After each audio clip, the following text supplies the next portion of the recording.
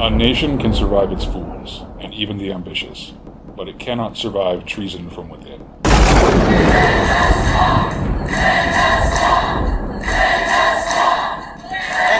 been wrong about the wars, they've been wrong about jobs, they've been wrong about everything. The question is, are they stupid or do they have a plan? I actually think for the most part, they have a plan, but some are not too smart. Welcome to the Horrible Deplorable Show, the anti-globalist America First program dedicated to dehoaxing the media and destroying the narrative. Here's your host, the founder and editor of the Daily Stir, Matt Wingard. Welcome to the Horrible Deplorable Show. My name is Matt Wingard. I am the Horrible Deplorable, and with me as always is my good friend Doris. Hello, Doris. Hello, Matt. Welcome to the Gab community. You can find this episode and previous episodes on all sorts of apps like iTunes, SoundCloud, Stitcher, Pocket Cast, Podcast Addict. We put it up on YouTube. We play on the405media.com weekdays at 11 a.m. and weekends at 5 p.m. We're on powellmediainc.com, and we put it up on the website, thedailystir.com. You just need to search for The Daily Stir, and you should be able to find the Horrible Deplorable podcast. I would ask a favor for everyone who's enjoying the show. If you want to help us the most, the best way to do that is to write a review on iTunes. So if you have any capacity to do that, we would really appreciate it.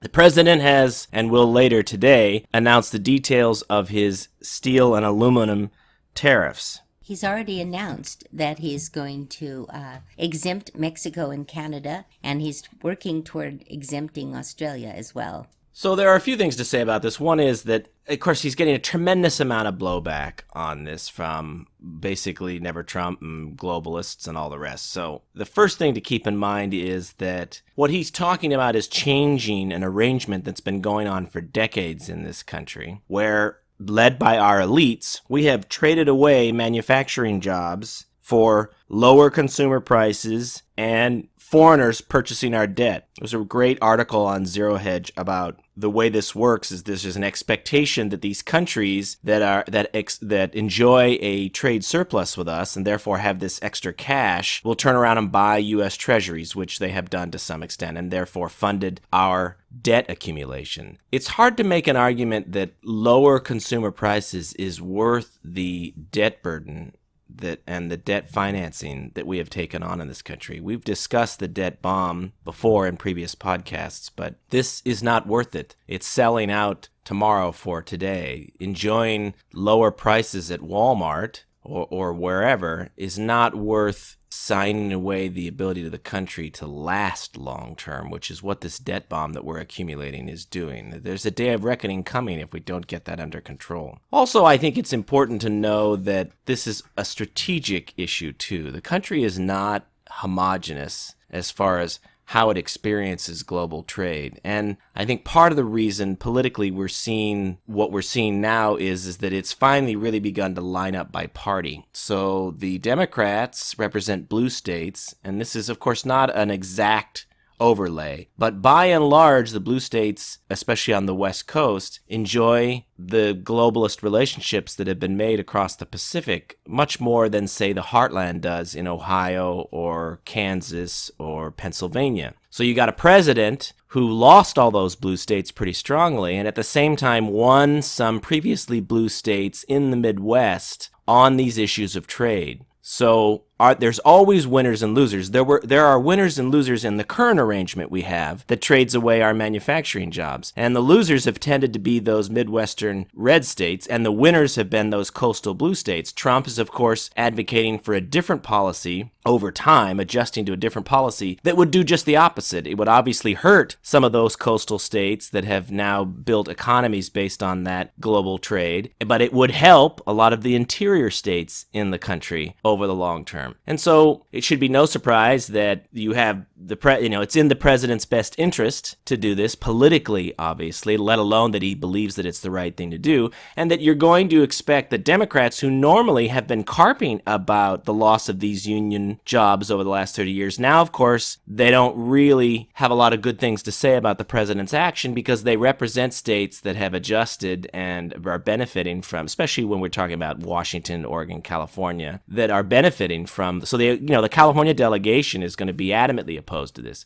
So there's that interesting political dynamic going on. And how does it relate to the military? If you'll remember back in episode 36, I gave this explanation for how I believe we could adjust our military stance, pull back to some degree, and assume a posture that allows us to ramp back up in 6 to 12 months if we need to take on a second front. We talked at length about the idea of whether or not we need to have a military that's prepared tomorrow to fight 2 wars simultaneously, or if we could have a military that's prepared to fight 1 war and ramp up for a second war, within a 6 to 12 month period. Now, again, I invite you to go back to episode 36 and listen to that explanation, but the president's making a strategic argument about the need to have strong and vibrant steel and aluminum industry in the United States for a whole host of reasons, not the least of which is national security. I obviously would agree adamantly with that because my whole proposal for having a different posture that has us ramping up, you would have to assume that in that scenario we're fairly cut off. If we're fighting 1 war somewhere and we need to ramp up for a second war, probably the global trading apparatus has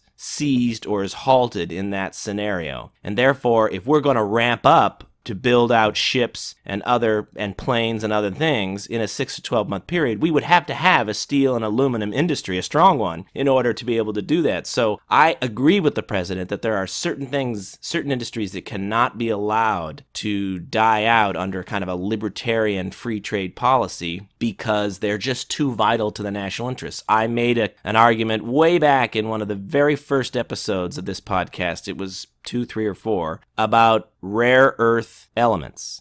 These very, very precious elements that are found in only a couple of places on the planet that feed our smartphones and a lot of our high technology devices. We have deposits of that in the United States, but we also have very strong mining laws that make it difficult to go after a lot of that. China is now the world's source for rare earth elements, upwards of 80 to 90% of all of it coming from China. Now that is not, when you think about how critical those elements are to everything that makes our modern military work, we could not afford to have those cut off. And so that would be another example of something where I think you exempt all the mining rules if necessary, although I don't think that is necessary. But the point is you may have to have a different set of rules in order to ensure that we are mining for rare earth elements here in the United States. That just is an absolute strategic imperative, and it has to happen. I think when you get down to the brass tacks of the proposal, though, I'm with the president. I knew what he was talking about when he ran in 2016, and I supported him on that. Immigration may be my primary issue for reasons I've described at length, but I've always understood the argument the president is making about trade. The person who probably explains this best is Sundance over at Conservative Treehouse, and I encourage you to go and read some of his full-length articles describing the trade regimes and who benefits from them and how they're structured. You'll notice that in the proposal that comes out today, the president is likely to exempt Canada and Mexico, as Doris said. Part of the reason for that is as leverage. There are these ongoing conversations about NAFTA right now. And one of the big gripes with NAFTA, and this is something most Americans don't know, is that NAFTA is being used as a backdoor way of getting material in for all countries across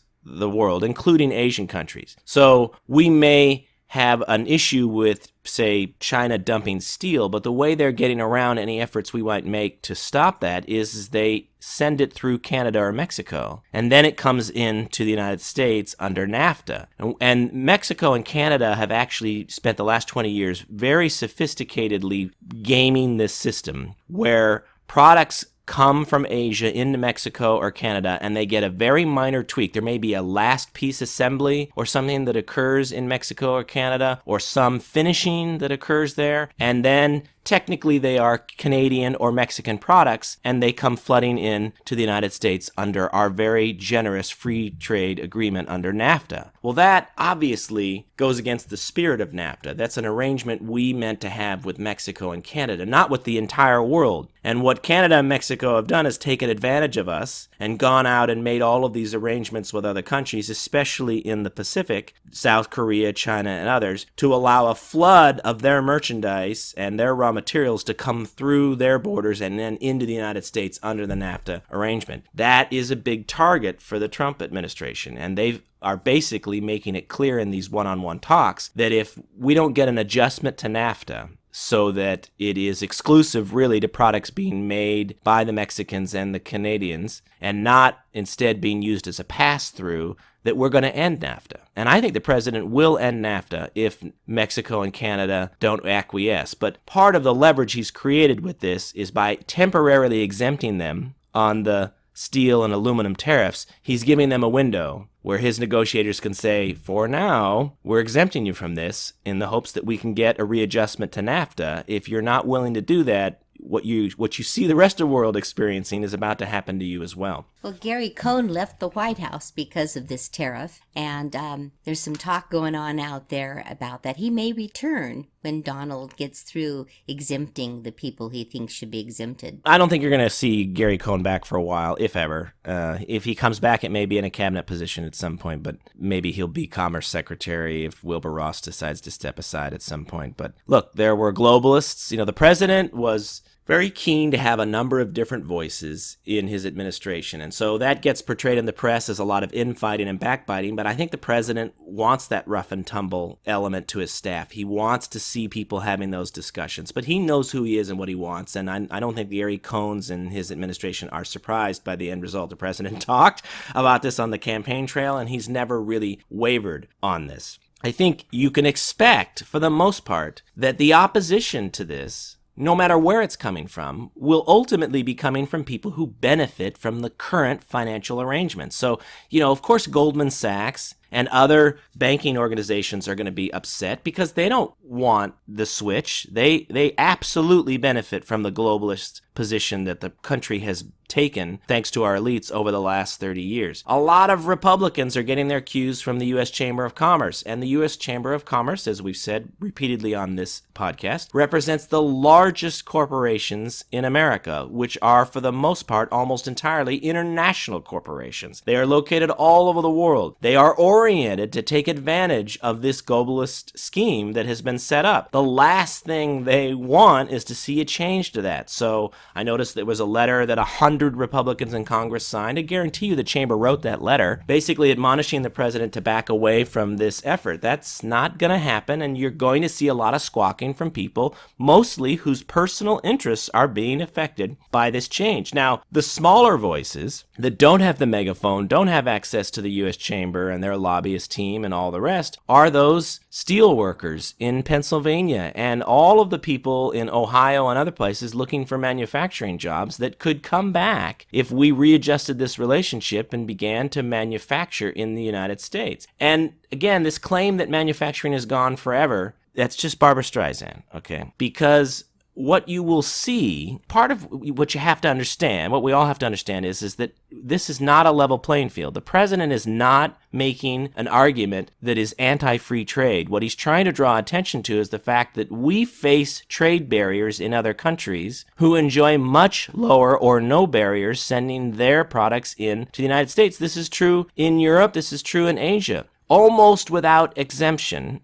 agricultural products sometimes, but for the most part, our products face some type of VAT or tariff, value-added tax, that increases their price when sold in China or sold in Japan or sold in Germany or sold in the UK. Those same types of products, cars and washing machines and what have you, coming from those countries into the United States do not face a value-added tax and in often cases don't face any kind of tariff, and therefore they are cheaper. That is not fair or free trade. And the president is basically threatening, they call it a trade war, but what he's doing is threatening to erect barriers that are equivalent to the barriers that we face in foreign countries. The solution for them is simple. either they will drop their own barriers or they will face the same. Now, most of them are not going to drop their barriers. So if we are actually going to create fair trade, which is more important than free trade. See, free trade's only good if it's fair trade. So if we're going to enact fair trade, then there are some barriers that are going to have to go up. And they are not making us more competitive. They are evening. What the president is trying to do is to even the playing field so that a product, a car made in Germany, will cost the same as a car made in the United States, whether it's sold in Germany or whether it's sold in the United States. Either way. One description I heard was the average new American car costs the consumer $36,000. And if the price of steel or aluminum were to go up 20%, it would only add $160 to the price of the car. There are some marginal increases too. And you know, before you immediately assume that a marginal increase in price is the net negative, you have to think about the job losses that occur when your manufacturing is gone. Think of how the welfare state has grown and how much government funding has to pour in to people who can no longer get living wage jobs. There are all sorts of offsets to the fact that you may be paying $50 less for something or $130 less for a car. It may not actually be worth it. And of course, the consumer has not necessarily seen all of those negative costs in a raised tax bill because we go and increase our debt rather than actually pass the cost of our government and our government services on to the public. Right now, we're financing 1/3 of our federal expenditures. So everybody's taxes realistically should be 1/3 higher if we were just paying for everything that we're actually spending. Obviously, the other way to deal with that is to cut the budget. But the people in D.C., they want the political gain from giving away all the things they give away in the budget, so they do not want to cut the budget. But at the same time, they don't want to make us pay for it because that has the same political effect as cutting the budget. It makes people angry and vote against them. They want the best of both worlds, so they overspend more than the money that's coming in, and they debt finance all of that. And so what we have gotten is the benefit of lower prices, but the taxes we should have been paying for all the government spending that's occurring is instead being financed and put on the shoulders of our children and grandchildren with interest. And it is heading this country towards bankruptcy. So that's an arrangement that cannot last. And it's not good. Going back to the point about the trade barrier tariffs, okay, so the idea that the president would increase some barriers in order to even the playing field, and as I've said, most countries, probably 100%, will not actually lower their own barriers. But what they will do in order to get around the barrier that the president has put up is they will manufacture in the United States. So if you're Germany and you're making cars like Mercedes and you're shipping them in the United States because, of course, we don't have any barriers and it's easy to do that and undercut American manufacturers, if the president puts a tariff that raises the price of your car by, say, 10% and makes it even with American manufactured cars, it's not that Mercedes is suddenly going to raise their price or that they are going to choose not to sell in the United States. Instead, they will open a manufacturing plant in the United States so that the car will be made in the U.S. and will not face any of those import tariffs. So you can see that by leveling the playing field, what the president will do is actually create a willingness by foreign corporations to manufacture the goods in the United States rather than shipping it in. Now, there are losers in that. The shipping companies, again, places like Long Beach, California, and Seattle, where all those imports come in and they get handled in shipping containers, those, obviously, if shipping goes down, there are losers on that. But the winners are all those places where those manufacturing plants get created in order to not be imports anymore. There's lots of upside to this, but the president is going to get resistance. And I think the summation of all of this, I would point out, is that the people who are the most powerful and who have the loudest voices and have access to most of the megaphones in this country are the ones who stand to lose. And therefore, you're going to hear their voices the loudest. And the people who stand to benefit in this country have the smallest megaphones or have no access to megaphones in this country. And so you're not likely to hear their voices. So if you don't have your thinking cap on and you're just listening to the media over the next few months, it's going to seem like there is this overwhelming majority of people who are opposed to what the president is doing. That is not true. It is simply the elites and the people who own the megaphones who are opposed to what the president is doing. So bear that in mind. There was a wonderful election in Italy I believe on Sunday. And the center-right coalition in Italy has received the lion's share of the votes. If you combine them with Five Star, and Five Star is categorized as center-right, they have almost 70% of the vote in Italy. Now, the question becomes is will Five Star, which is kind of a populist, anti-elite party, but has sort of the way Five Star has designed itself is as an opposition party. So there's a lot of feeling out there that they don't want to be part of a governing coalition because they don't want to actually take responsibility for anything in Italy. They simply want to be rock throwers from the outside. But they are the single largest party in Italy now. That one party got more votes than any other. But there are a series of center-right parties that collectively got more votes. The question becomes now, will those two band together to form a coalition government? Both of them are immigration restrictionists, and I think that you can expect, if they do form any kind of government, that there's going to be massive expulsions from Italy. Italy and Greece have taken the brunt of the Middle Eastern and African migration into Europe, and the Italian people are rightfully fed up with it. And you had the gentleman who heads the Northern League, one of the center-right parties in Italy, suggesting that he would deport 500,000 refugees from Italy if he becomes leader of the governing coalition. Now, I joked on social media that would outdo Trump, because Trump hasn't sent that many people out. But it's going to be interesting to watch. There's a lot of people saying there's no way that a governing coalition can form and that there will likely be another snap election. But I actually think it would benefit the Northern League, Berlusconi's party, and Five Star to come together and figure out how they can split up the cabinet posts and form a coalition government, because they're all Eurosceptic parties. They're outnumbered by the elites, obviously, outgunned, I should say, by the elites, and they have a chance to produce for the public. And the easiest way to do that is the expulsion of the refugees. They obviously want to renegotiate terms with the EU on banking and debt finance and things like that. That's going to be much trickier, but my political advice to them is if you can take power and in the course of 1 year you can expel 500,000 refugees from Italy, you're going to win so much goodwill that the fact that the other fights are a little bit more drawn out and long term, I think people are going to stick with you. The voters are going to stick with you, because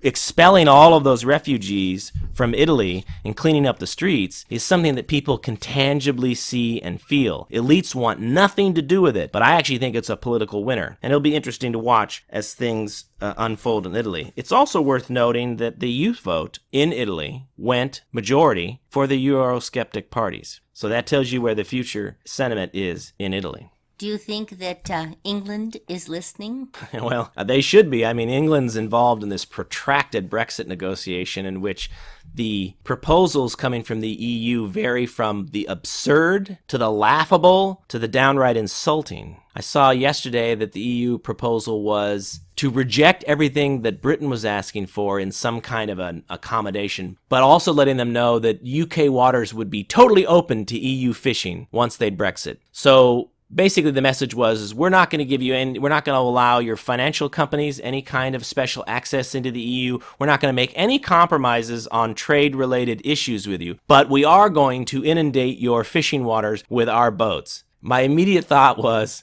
this is a chance for the British Navy to reassert itself again and teach a lesson to the Europeans about who actually controls the waters around that island fortress. There was an election in Texas on Tuesday, and all we heard leading up to that election was that there was this great blue wave coming, and that, Texas was going to be this shining example of what's coming in November. Big fail. And instead, what we saw was that Ted Cruz got more votes than all of the Democrat candidates in that Senate race combined. So I think it's pretty clear that Ted Cruz is going to sail to re-election in November. They managed to knock off a DA. George Soros poured $1 million into that, but basically they lost everywhere else. In the primaries in Texas, GOP turnout is normally 10%. That was bumped to 11% in Tuesday's election. Democrat turnout in those primaries is generally 5%. That increased to 6.8%. So a marginally better turnout from the Democrats over their norm, which suggests that there is a little bit more fire on the Democrat side, but it's not a strong indication of a giant wave coming at Republicans. Jeff Sessions, who we love but have been critical of because he seems to have been sitting on his hands, and I had told you that March might be the month. We're still waiting for the Inspector General's report to come out, but in the meantime, he went into the belly of the beast, into Sacramento yesterday, and gave a rousing speech in which he made it clear that the Justice Department will be suing the state of California over the various laws they've passed in the last year to create a sanctuary state situation. I mean, California's passed laws that make it illegal for businesses to cooperate with ICE. And Jeff Sessions came in and tissed him and said, shame on you, and announced that they will sue them. And there's been a lot of braggadocio from Democrat officials in California that they're going to win on this. They are not going to win on this. Now, I have no doubt that the first judge in California, federal judge, will side with them. I have no doubt that the Ninth Circus Court of Appeals will also side with California. But ultimately, this is going to get in front of the U.S. Supreme Court, and I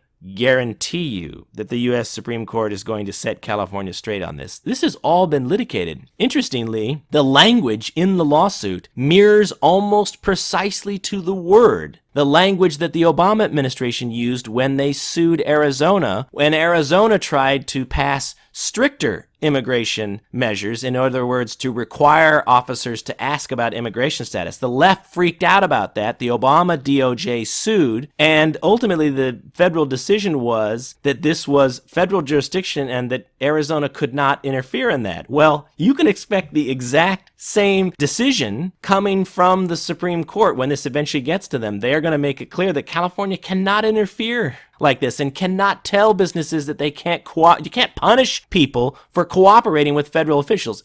As a thought experiment, imagine if California had passed a law that made it illegal for businesses to cooperate with the FBI. All right? I mean, the moment you hear that, you understand that the Supreme Court would slap that down in a heartbeat and say you cannot make it illegal for businesses to cooperate. You can't require them to cooperate with the FBI, but if an American citizen in California wishes to give a statement to the FBI, wishes to help them out in some way or another, you cannot make it illegal for them to do that. And once you see the clarity of that argument, you understand that there's no difference between the FBI and ICE as far as the Supreme Court is concerned.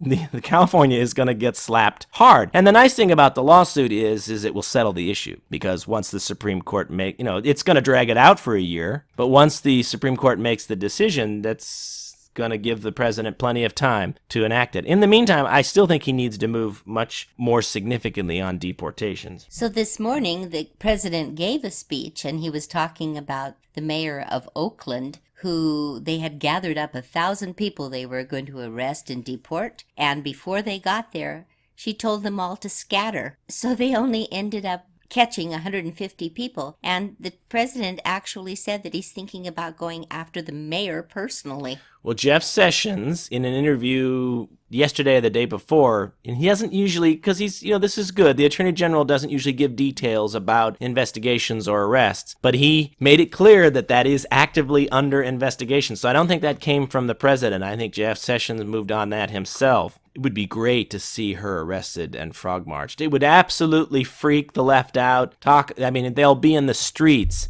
But again, as we've discussed in this podcast, that stuff's all a winner. That's a winner politically for Republicans and for the president. And keeping them agitated and hysterical is also a political winner going into November. So arresting the Oakland mayor, having Democrats take to the streets, lighting themselves on fire and busting windows and doing stupid things, just ensures there will be no blue wave in November. Because, and I've pointed this out before, one of the worst things that happened to the Democrats was all those Black Lives Matter riots that occurred. And I've made the analogy back to Nixon in '68. Americans do not like to see lawlessness in the streets. They don't like to see vandals, people running wild, breaking windows. When that stuff happens, that helps Republicans in the next election. And I remember saying at the time that those riots were going on in Ferguson and Baltimore and a whole bunch of other places that this is pretty stupid. Democrats think they're churning out black vote for the next election, but what they're actually doing is turning a lot of white people away from them, especially the sheeple in the middle, who will, and we've seen it consistently in elections, when there is violence in the streets, Republicans win the coming election because Republicans are perceived as the law and order party. When the sheeple in the middle start to feel like there's unrest and things unraveling, they gravitate towards the daddy party to make sure that law and order is put back into place. And so I knew that those BLM protests would be bad for Democrats, and that's exactly how it turned out. And if we were, if the Republicans were to arrest the Oakland mayor and that got the Democrats into the streets doing all sorts of lawless action, politically, it's a winner for Republicans because it again sends a message to all the folks in the middle that these folks are nuts, that they don't abide by any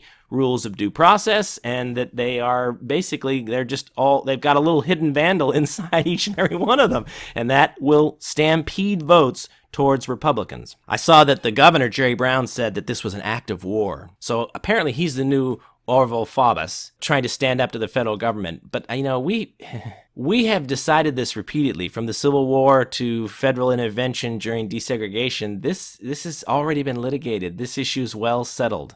You cannot resist federal authority and power unless you're actually willing to do it violently. Obviously, that's what the South attempted to do in 1860. From a purely neutral standpoint, the only way to oppose federal power is through violent military action. You'd have to secede, and then you'd have to oppose and defeat any force that came from the Union designed to stop you. And I don't think California has the will to do any of that. So the idea that somehow they're just going to resist through sit-ins is not going to happen. Ultimately, if necessary, federal troops will come in and enforce immigration law. That's gonna happen. I think the Democrat plan is to draw this out in hopes of defeating Trump in 2020 and then going back to the status quo. All the more reason why he needs to be reelected. But I actually think that the ground is shifting for Democrats on this issue. I think the public is getting much more energized and convinced of the need to enforce immigration laws. So this is a pipe dream, I think, for Democrats, that somehow we're going to go back to the pre-Trump period when we basically had an open borders policy. Republicans are in the process of pushing their most flagrant, most adamant open borders representatives out of the party. A bunch of them are retiring and not running for re-election. People like John Kasich and the rest. He's likely to run as some kind of a primary challenge against Trump in 2020. He's going to get absolutely crushed when he does that. The Republican Party is purging itself of the open borders crowd, and that's going to make this a hot political issue. It's a winner for Republicans with the general public, and I think Democrats, any idea that we're going to go back to, or that they're going to be able to take us back to the open borders position that existed, that was somewhat bipartisan before Trump came along, I think is, like I said, it's a pipe dream. It's not going to happen. I think it is worth, though, looking at how hard they will fight and look at what's going on in California to reestablish the point that I have said repeatedly. It's one of the reasons why we do this podcast. These folks are not going to surrender, ladies and gentlemen. They are not going to compromise on this issue and a host of other issues. The left doesn't compromise. I tried to teach this on this podcast, and I'm going to do it again until I've convinced millions of people. Part of the reason why we've been losing is because we've been assuming that we have commonality between us and that we can find some middle ground between us and the left. And I'm sorry to tell you that that is not the case, and it hasn't been the case for decades in this country. We have a political party and an entire segment politically, the left in this country, that wants to, as Obama said, fundamentally transform the United States of America. There's no compromise with that. They want a different country. They are in the process of creating a different country. You can't find middle ground with folks who are trying to do that. And this means that they have to be defeated, and it means things have to get worse and more uncomfortable. And we've talked in this podcast about our side tends to be more stable, both financially and mental health-wise, and so we're the most willing to compromise, the most looking for some kind of détente. They have the least to lose, they are the most agitated on a daily basis, and the most extreme, and therefore they continue on and press on in their efforts. I wish I could tell you there was some nice way out of this. But ultimately, if you believe in the Constitution, if you believe in the basic principles of this country, including the First and Second Amendments, there is room for disagreement. If you think about it, if this country basically had elections between libertarians, open borders, Chamber of Commerce Republicans, and Trump Republicans, There are real strong disagreements between those groups, but there is also a lot about constitutional principles that they all agree on. And ultimately, in that country, you could have elections, and one side could win sometimes, and the other side could win other times, and compromises could be found, middle ground could be reached, and progress could be made. That's not who we face in the left. We face people who have such a totally, diametrically opposed view of how society should work and what people's constitutional rights are and what people's constitutional rights are not, that there is no compromise to be had. Our elections are all zero-sum games. When they're in power, they are advancing their fundamental transformation of America. When they are out of power, they are simply plotting to get back into power to fundamentally transform the United States of America again. And I'm sorry if that seems like bad news, because it is. It's a giant, vast enemy from within that exists in the United States. But it's the truth. And pretending that that's not true doesn't make it go away. And pretending it's not true, or not wanting it to be true, is part of the reason why we've been losing so consistently for such a long time. They will never surrender. Look at how mentally ill so many of them are. How could we ever allow them to have power to govern over us again? You know, I got to thinking about the liberal commanding heights, which I've described before as the mainstream media, Hollywood, and academia. And I was driving yesterday, and I just had this vision in my head of these concentric circles to describe how the liberal commanding heights stays on top of us, right? So the military visual, of course, of the commanding heights is if you think about a platoon or a full army, a battalion on a mountain, the way they would defend that is with concentric circles around that mountain, right? So they would have some set of soldiers who would be 3/4 of the way down that mountain, who would still be firing down on you as you approach. And then there would be another sort of readout or line that was maybe at the halfway point up the mountain, and then there would be your base of operations at the top of the mountain. And the guys at the 3/4 point would fire at the enemy downhill until maybe they got overrun, and then they would retreat uphill to the halfway point and join the soldiers that are there in firing down at the enemy until, if that position were overrun, and then they would all retreat to the top and fire down. So, of course, if you're the opposing force, you have to fight uphill the whole way. And you have these concentric circles of the enemy at every level up the mountaintop firing down at you. So, of course, you need to have overwhelming numbers in order to take a mountain like that, because they have all the advantages. Not only do they get to fire down, they probably fire from behind barricades or protections, trenches, what have you. That's why it's called the commanding heights. I mean, it's a significant military advantage. That is the way politically the liberal commanding heights works. And I've spoken before about the fact that this war that we're engaged in, this Trump is our current leader, this war goes on and on and on. And that sort of lower circle is the mainstream media. They are the record keepers right now, the stenographers of history as it's happening. They're the ones shaping the story and interpreting everything that's going on as it's happening. Of course, they're doing it totally from a left point of view. If they are defeated, if somehow we overcome them because we have our own news outlets and we reject their shaping of the story, halfway up that mountain is Hollywood, which does all the mythologizing, right? The dramatizing of the story over the ensuing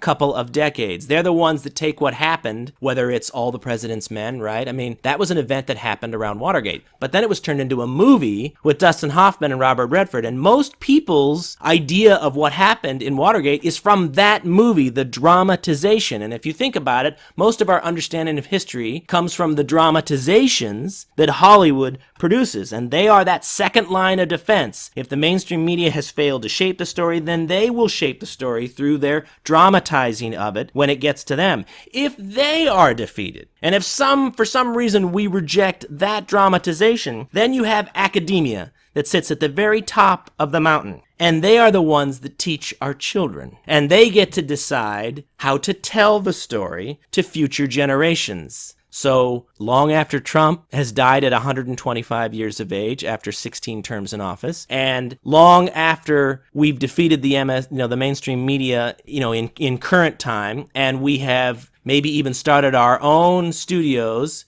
to tell the story differently, you will have academia who has access to our children from grade kindergarten all the way through college, telling them the story, teaching the actual this is the facts, this is what actually happened. It'll be through their leftward angle. So you can see that the liberal commanding heights, when visualized that way, is this sort of never-ending concentric circles firing down on us. So it isn't just enough for us to push against the narrative that's occurring today. We're going to have to push against the dramatizations that are coming, and ultimately the textbooks that are going to continue to push their view of this dark period in American history.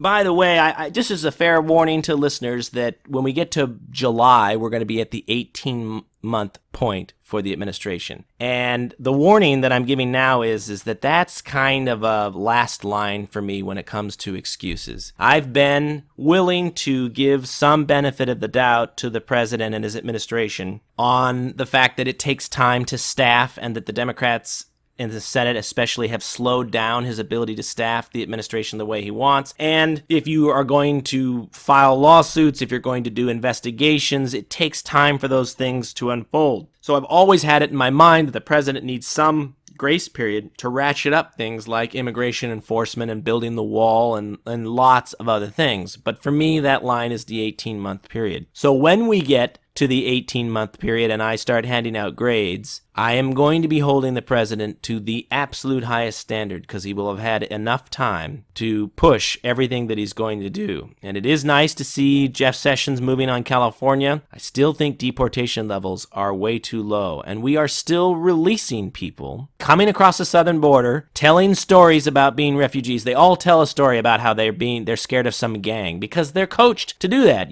They know what they have to say in order to qualify for refugee status. They fill out the paperwork for refugee status, and they are released into the interior of the United States with a summons to appear in court later, which most of them never do. That has to stop. I saw something online the other day that reminded me of a subject that I brought up here on the podcast before, which is that Europe is facing an African migration that they are not at all prepared for. This gentleman has written a book, and part of the description of this book, I saw him, pardon me that I don't have his name, but I saw him on a French television show, and the description of this whole thing was, about his book, was that he's claiming Europe is aging and depopulating. Africa is full of young people and life. A mass migration will occur. Its scale and conditions constitute one of the greatest challenges of the 21st century. The European Union today has 510 million aging inhabitants. Africa has 1.25 billion, of which 40% are under the age of 15. In 2050, 450 million Europeans will face 2.5 billion Africans. And he claims by 2100, 3 out of 4 people born in the world would be born south of the Sahara. Africa emerges, is his point. Coming out of absolute poverty. At first, development uproots. It gives more people the means to leave. If Africans follow the example of other parts of the developing world, and this is the key point, in 30 years, Europe will have between 150 and 200 million Afro-Europeans, compared with only 9 million today. So he's basically validating what I've told you, that Steve Saylor over at VDARE has talked about, that there is a giant and enormous, a tsunami wave of African migrants that are going to come flooding into Europe over the next 3 decades. Think of those pictures you saw when the Syrians and others were coming up through Hungary and Czechoslovakia and Merkel welcomed them. And you remember those streaming lines of people in the videos? That was estimated to be about 1 million people. Now imagine 150 to 200 million people flooding from Africa into Europe. Europeans are not prepared for this, and it is absolutely coming. So North Korea announced that they're in talks with South Korea, and they announced a willingness to denuclearize in exchange for some security guarantees. I saw some excitement about this online, but I have to bring people back to earth on this. The North Koreans have made these kinds of plays over the last 30 years repeatedly, made all sorts of grandiose promises. The Clintons gave them a whole bunch of food aid when they made a bunch of grandiose promises in the 90s. They never follow through on any of this, ever. So the idea that anything the North Koreans says is remotely promising, we're long past that stage. Unless you actually see concrete concessions from the North Koreans, nothing they say matters at all. It's always a feint. I do think it's interesting, though. I talked in a previous podcast about my fears that the president was being misdirected by the Chinese. I am convinced that the North Koreans are not a threat, that they will never actually send a missile into any one of these countries, that they shoot over Japan and they do these things to be provocative, but they understand that the world ends for them the day they actually fire a nuclear missile or hit anywhere like South Korea or Japan or the United States, Guam, Hawaii, it wouldn't matter. So I don't believe they're ever actually going to do it. I'm actually convinced that the Chinese have total control over this, and that the Chinese position, their strategy in the wake of Trump's election, because it looked like he was coming for them on currency manipulation and other things, was essentially to gin up the North Korean situation so that it would become the number one priority in the Pacific for the president, and he would be willing to trade away Chinese issues in order to get something settled with the North Koreans. I think the president has basically come around to that same realization, because you notice he doesn't really talk about the North Koreans anymore. He's moved totally off of that. And with the steel and aluminum tariffs and other things, he's repeatedly come after China. He is now focused on China again. And the moment he does that, suddenly the North Koreans announce that they're interested in this grand deal where they're going to give up their nuclear weapons in exchange for security guarantees. Obviously, they don't mean it. But the fact that they would do that almost feels directed. It's almost confirmation of the theory that we've been batting around here, because if your theory was that they're controlled by the Chinese, then your hypothesis would be that if Trump were to move on the Chinese, they would push the North Koreans to do something dramatic to re-engage the president in the Korean peninsula. Well, that is exactly what just happened. So I think the theory's proven. And I think the best tact is what the president did. He tweeted once and said, "We'll see." And essentially he ignored it, pivoted, and stayed focused on China. So it's not working. I think he's got the Chinese number on this, and I'm happy to see it.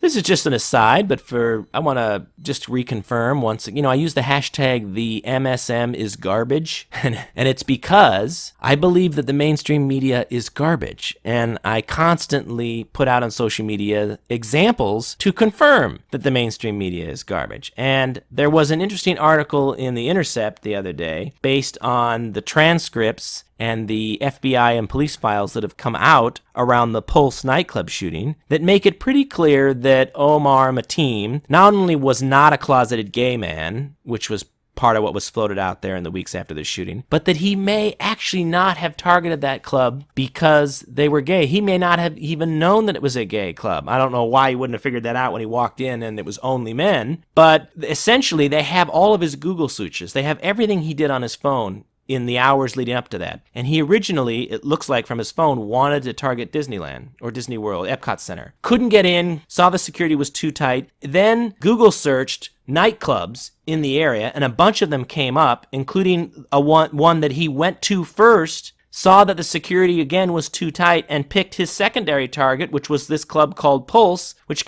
just came up next in his search, and he went there. So the evidence is, I would say about 80-20, pretty certain that he did not target the Pulse nightclub because they were gay. Which, of course, doesn't mean he's not a terrorist, and he clearly still all did it for ISIS, but it's a classic example of the way narratives are built by the mainstream media, and then they just sit there as sort of accepted wisdom people don't even question anymore. And oftentimes we find out a year or 2 or 3 years later that the sort of accepted narrative of some event that went down is entirely bogus.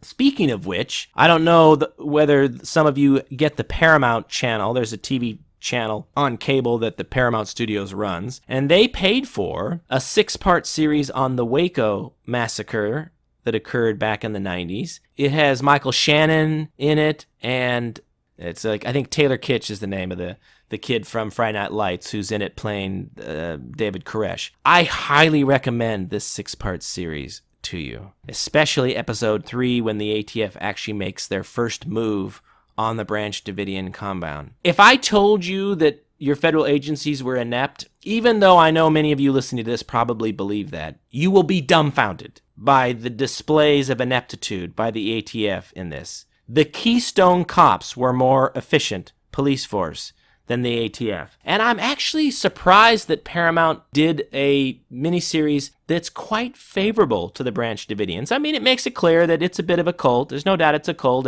and David Koresh is, a megalomaniac. But they don't come off that terrible, and certainly the fact that most of them died is laid entirely at the feet of the federal officials and the 50-some-odd day standoff that occurred. It's well done.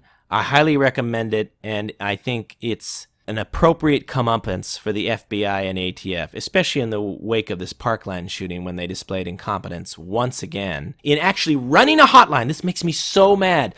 They set up a hotline to take tips, and now they've announced that the person who answered the phone and took the tips didn't follow protocol. As if this is just, a mistake. Why are you running a hotline?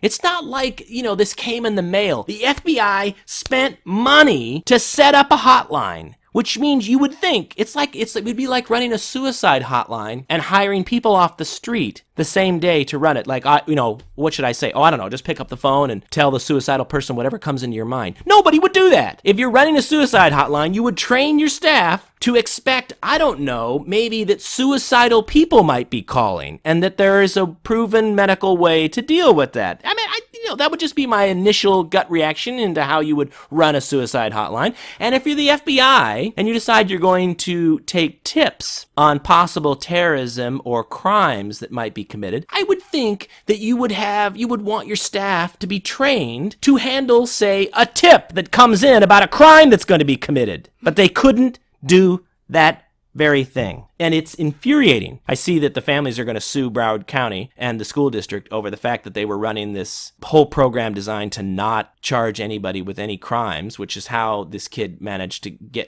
have 50 interactions with the police forces and never get any criminal record, and therefore he was able to buy guns. I mean, it's just a complete failure because they were trying to, and Ann Coulter wrote a great column on this, the fact that they wanted to deal with the disparate impact of crime rates. It turns out that it's not even across ethnicities who's committing crime in that county, and so their way to fix that was just to stop charging people with crimes. That did it. Problem solved. Only it turns out when you follow those kinds of liberal policies, the problem's not solved. It's actually a giant tidal wave coming right at you. And the unfortunate thing is a bunch of liberals in Broward County, and unfortunately it looks like some conservative families as well, got a real hard lesson on the fact that liberalism kills. That policy directly led to the deaths of their children. And it's good that they're being sued. They deserve it. In the hysteria update, I see that Ryan Seacrest at the Oscars was snubbed by all of the female Best Actress nominees. None of them refused to talk to him because he has one woman in his past who's made this accusation that he was offensive to her. And I also noticed in the last couple of days that Mark Cuban has had some police report from nearly 10 years ago come resurface. I guess it's 7, 8 years ago, in which a woman claims that he shoved his hand down the back of her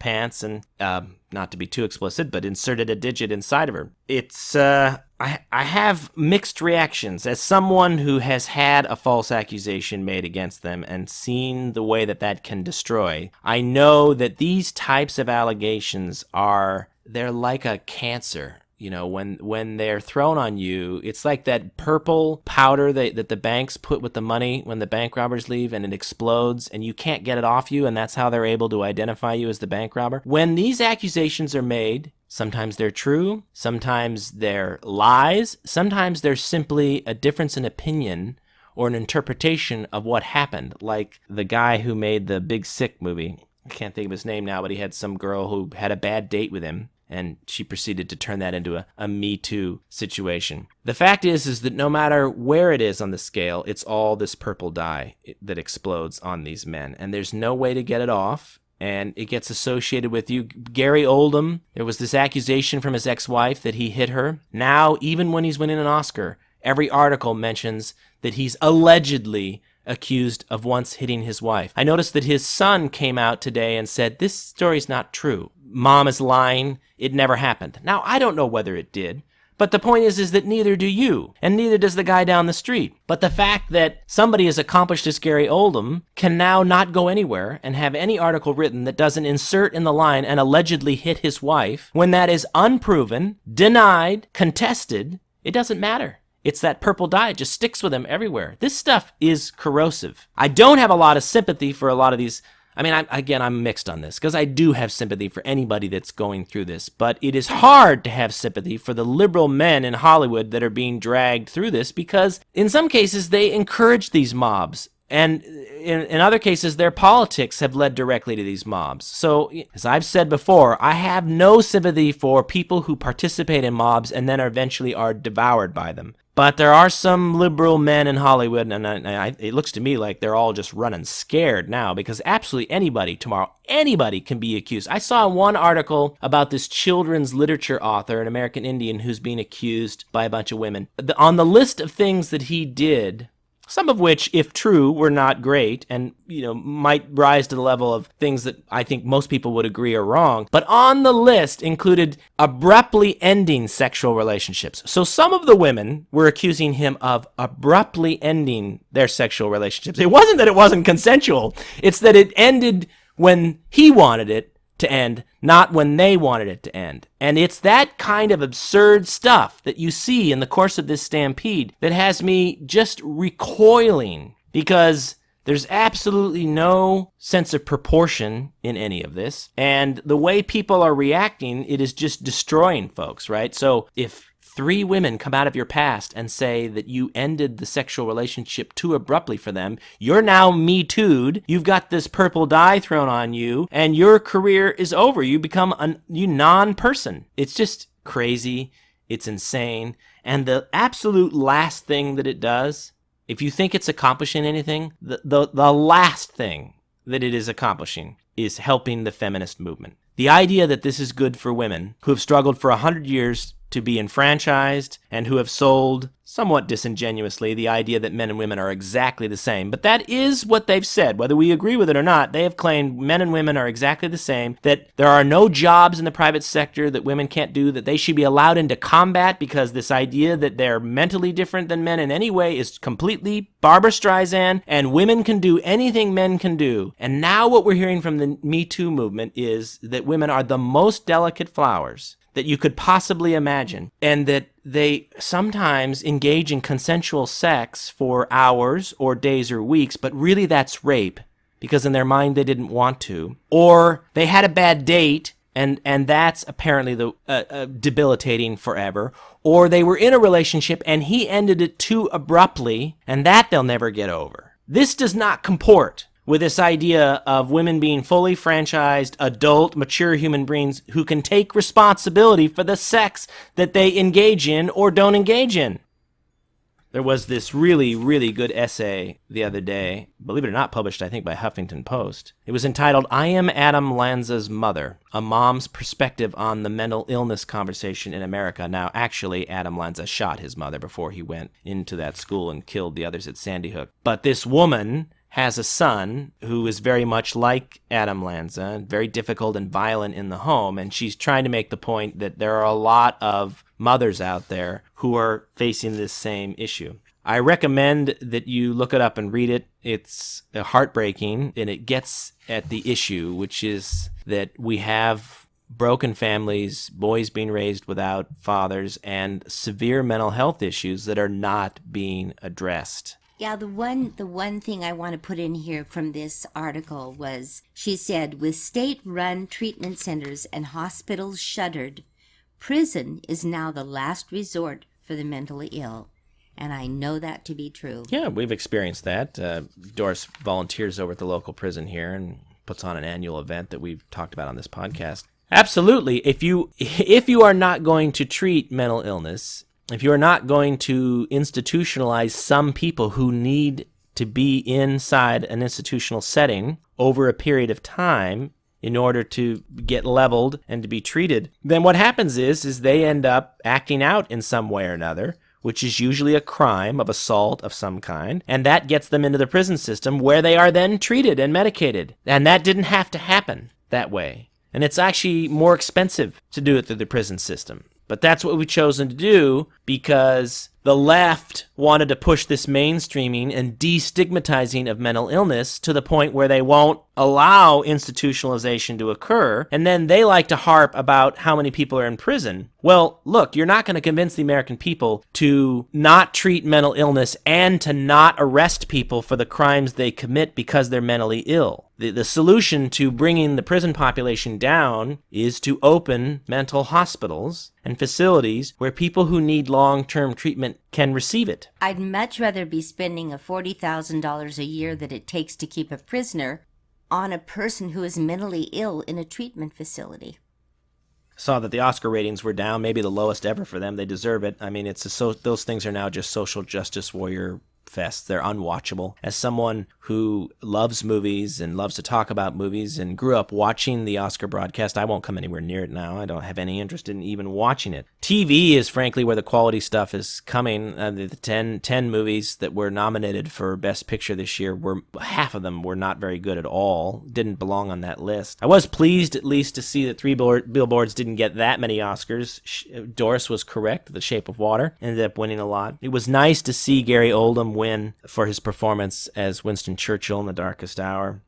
Doris and I both saw Death Wish this week. I cannot recommend this movie to you, dear listeners, enough. If you want to see more movies like this, you have to get out into the theater and buy a ticket for this. You will enjoy it. It stars Bruce Willis. It's a remake of the Charles Bronson movie from the 70s, and it is absolutely social justice warrior free. So I was sitting there because I didn't know how it was going to go, worried that there were going to be some twists in the plot that were going to social justice warrior at some point or another, but I can now vouch for you folks, having watched it all the way to the end, that just sit back and relax. It does not happen. It is pro Second Amendment. It is pro revenge. It is pro masculinity. It is pro dads and husbands standing up for their wives and children and being men again. And so, look, the Hollywood community has shat all over this movie, and it's been relegated to the edge, and it's not getting a tremendous amount of advertising, and they just want it to quietly die. If you want to see more movies like this, get out and buy a movie ticket for it. And believe me, you'll enjoy it. It is a little gory. It's because Eli Roth is the guy who made it, and this is one of the few times he's made a movie that's not a horror movie, and his horror movies like Hostel and other things are actually quite gory. So some of the deaths of the criminals in this movie are a bit on the gory side. But Doris, it didn't seem to faze you, right? No, and for you ladies out there, I'll remind you, Bruce Willis. So, I also saw Annihilation this week, and I would say that it's a fine movie. If you like a sci-fi movie that's asking intriguing questions and that has you kind of on the edge of your seat wondering what the big reveal is going to be, what is this all about, what's the mystery behind, this bubble that they all have to go into to figure out what it is. It came from another planet. I actually can recommend the movie for that. The payoff in the end is not kind of up to the expectation. It's not bad, but I would say it's a little bit flat. I mean, the movie is very intriguing, and I'd say the questions it asks during the movie are much better than the answer it gives at the end of the movie. It's not entirely dissatisfying, but it was really, really intriguing and fascinating up until the third act, and I just felt like the way they chose to resolve it was fine, but it wasn't the kind of big crescendo with crashing cymbals that you might have expected. That's about all the time we have for this show. Again, I would ask you, if you are capable of going on to iTunes and doing a review of the show, please do that for us. You can always find this episode and previous episodes on iTunes, SoundCloud, Stitcher, Pocket Cast, YouTube, things like that. This is a labor of love, but we need you to share it with others if we're going to grow and be able to keep providing this service to you. Trump supporters, you are not alone. Goodbye, Doris. Goodbye, Matt.